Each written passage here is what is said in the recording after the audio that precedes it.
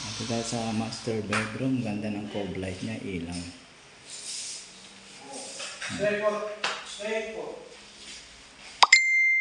Ito may mga kwan dyan. Diyan tayo yung mga salasit. Pinasok ko para hindi maramihan. Ayan po yung ginawa nating ulap. Oh. Spray ko lang po yan. Siyempre yung octagon yan ginawa nating marble. Binagay natin sa kulay ng kwarto. Ayan. Luwang dito guys. Ayun oh. Forma siya.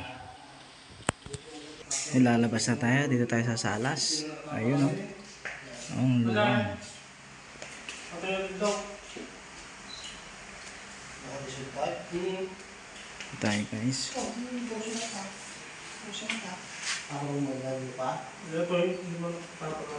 Ganda ng labas nito.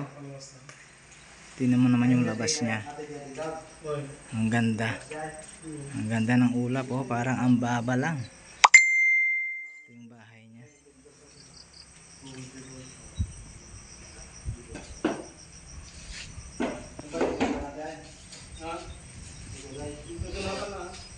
Ayan guys.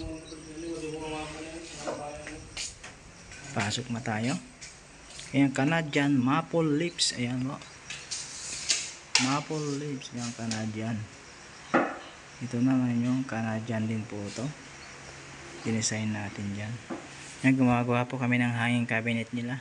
Modular cabinet. PM lang po sa gusto magagawa. Marami po kami gumagawa. Kahit ano po.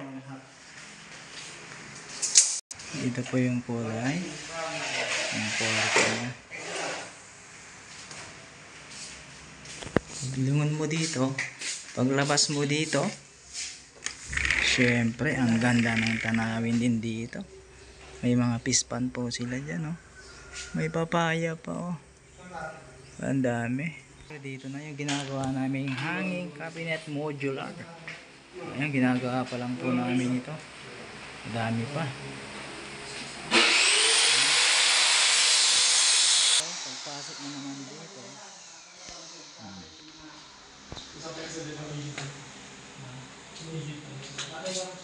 Paglabas mo naman dito, wow, ang ganda. Ang ganda ng kanya dito. May mga tanawin dito.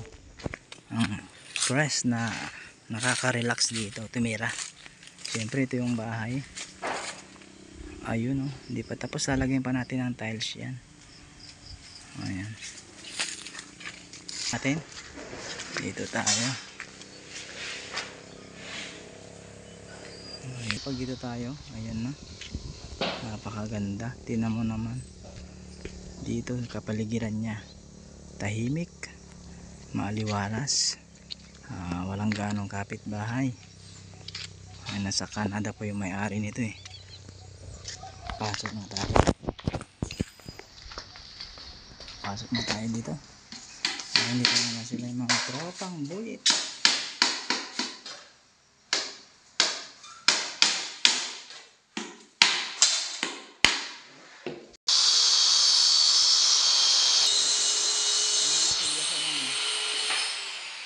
Cabinet. Ayan, nagmamasigla po si Kabuyit Bonel. Kumakain naman ng suha. Lupit yan. Ikaw doon, hindi pa tapos. Ang ganda. Ang ganda ng kapaligiran. Di ba mga kabuyit? Okay, thank you for watching. Thank you for watching mga kabuyit. Bye bye.